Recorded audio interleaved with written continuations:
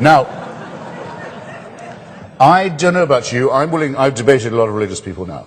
I know that it's conceivable that in nature there is such a thing as parthenogenesis. Thus, a virgin could conceivably conceive without the I think, rather exquisite preconditions that are thought by some to be so problematic.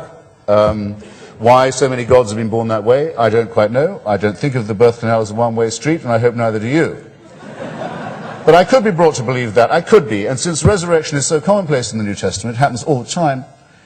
If it was commonplace then, it doesn't seem to be commonplace now, but it would mean it wasn't particularly special that there was a resurrection there either. Certainly wouldn't prove the doctrines of the person who was so resurrected. Okay, I could be brought to believe that. I can't be brought to believe the story I've just told you, which must be true if religion is true. If religion is true, that's what happened to our species. And that's impossible. And it's irreconcilable with what we know.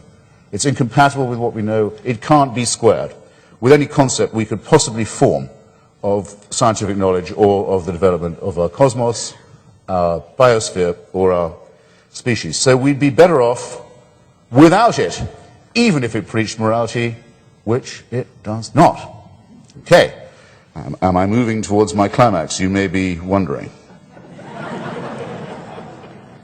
Well now, I listened to Cather last night, as I always do when I get the chance, and I agree with her that we have some reason to be optimistic, at least on the territory of these United States, that our enemies are in retreat, that they're not only beaten in the courts, but they're humiliated in the courts. If you haven't read my friend Matthew Chapman's book on the Dover, Pennsylvania case, may I recommend it to you very strongly? I didn't see it on the literature table, but Matthew is Charles Darwin's great-great-grandson. He's a great friend of mine. He's recently decided to become re-involved in this matter. He's basically a filmmaker. He just thought he couldn't stay out of the argument any longer. He went to Dover, Pennsylvania. He sat there for the whole trial, which lasted 40 days and 40 nights, which is the title of his book, which I recommend. And it does show how small-town America can throw off this nonsense with some brio. And that's very much to the good, I think. And there are other indications as well of a fight back. However, if we look at the international picture, I find the situation very worrying. It doesn't make me optimistic at all. In Russia recently, mobilized by the extremely cynical forces of Vladimir Putin's party and his security services, the Russian Orthodox Church is back as a real part of the nationalist, autarkic, one-party, Russian chauvinist regime that he wishes to restore after the humiliations that were visited on the greater Russian idea in the last few years. At every point where that regime tries to impose itself, you will find a black draped figure standing next to the KGB man, and in the classroom too. It's coming. It could be very, very, very dangerous. It's very often ignored. And when President Bush met Putin and saw he was wearing a crucifix, as you may remember, he said that was the obvious and clear proof that the man was a good egg.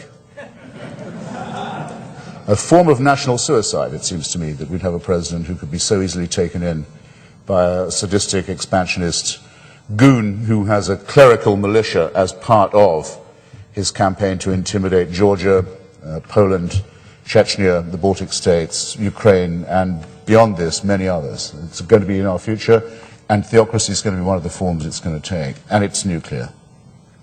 So think about that, if you would, for a bit. Think about what you, of course, already know, the situation in Iran. Now, in Iran, here's another case where religion doesn't always lead to moral results. In Iran, you're not allowed to execute a female virgin, whatever crime she's committed. She might have been a member of an opposition group, she might have blasphemed in some way, she might have uncovered her hair in public, who knows what she might have done, but you're not allowed, even if the death penalty applies, to put her to death if she's a virgin. So, she's raped by the Revolutionary Guards in the prison, and then she can be executed. Some people say that without God, people would give themselves permission to do anything. Look at that case and see that with God, only with the view that God's on your side, can people give themselves permission to do things that would otherwise be called satanic. That's what this regime is like. And I've seen it up close too. Now, our greatest nightmare is about to occur. Because even at its worst, I think Mr. Putin's regime is a cynical and, so to say, materialist one. We're about to see in Iran the coincidence we've dreaded for a long time, that of a messianic regime with apocalyptic weaponry.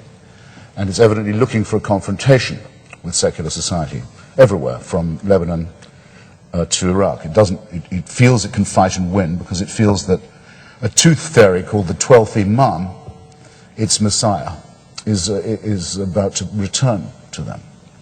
And this is a fantastically dangerous, an extraordinarily dangerous state of affairs. To see what the parties of God have been doing to demolish Iraqi civil society is something you can see every day. You don't need me to tell you about. To see the Messianic settlers on the West Bank trying to bring on the Messiah in their way and hope to bring about the end of days is another phenomenon that has become to us almost too familiar. Remember again, part of our charge against religion, part of our belief that it is fundamentally wicked and anti-human, is precisely its eschatology. Religion is predicated on the idea that our time here is short and should be shorter, that our job is to bring on the end of days, that this is just a veil of tears and guilt and shame and excrement. This, the only life we have, the only life that we have that contains music and art and literature and solidarity and sex, and love, all of this should be swept away. We can't wait for the end times to come. That's what they all have to believe. The Archbishop of Canterbury, of all people, the man who's thought to be the head of the mildest church of the lot, a few years ago, Geoffrey Fisher was his name. These are the people who say that they lead a flock and who certainly look like sheep. And how much can you tell, by the way, from a religion that refers to its adherents as if they were sheep and its leaders as shepherds? But never mind that for now. Geoffrey Fisher it was who said, discussing thermonuclear war, you would have thought if I'd given you the quote blind that it was some verminous mullah, said the worst it could do would be to usher people sooner and in their millions into a higher form of life to which they're destined anyway. Eschatology is inseparable from religious faith. It wants this to come to an end. It seeks our destruction. It thirsts for it.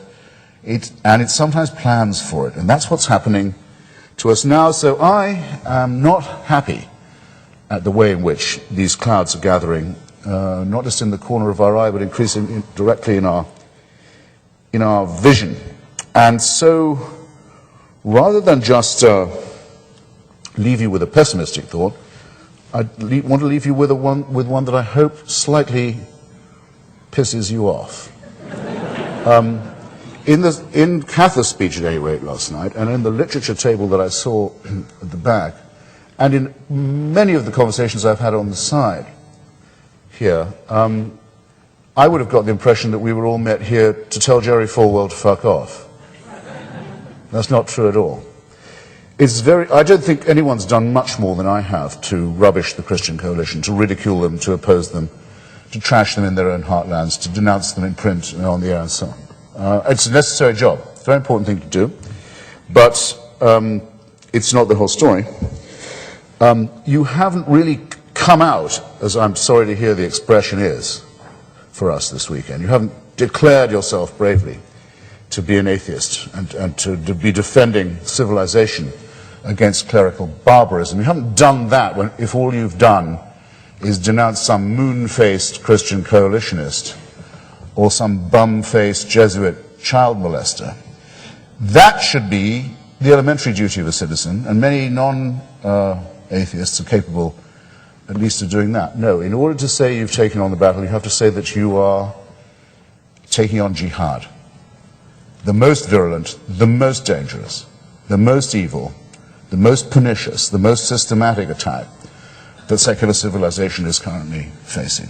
And I sense a terrible neutrality about this in this hall and in this constituency. I sense a real reluctance to mention anything that might possibly put people on the same side as the 82nd Airborne or the 101st, or indeed President Bush or Paul Wolfowitz. I sense a real hanging back on the only thing that's going to decide whether our civilization outlasts barbarism or not. And if I'm wrong, I want you to tell me, and if we start an argument, I won't leave till the last dog dies.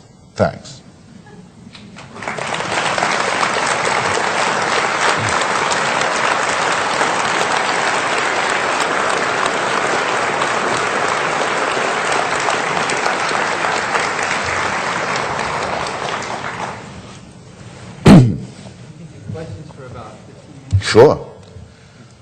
You finished? I'm not finished, but I've barely got my trousers off, but that's always when they tell me to stop.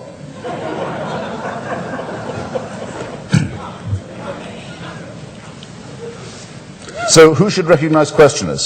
Should it be me? I haven't planted anyone here, have I? Is there an open mic? Yes. Yeah, go for it. Question mic. I'm not sure I share your view.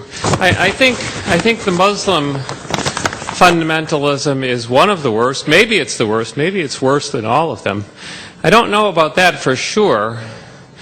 But I do have my strong belief that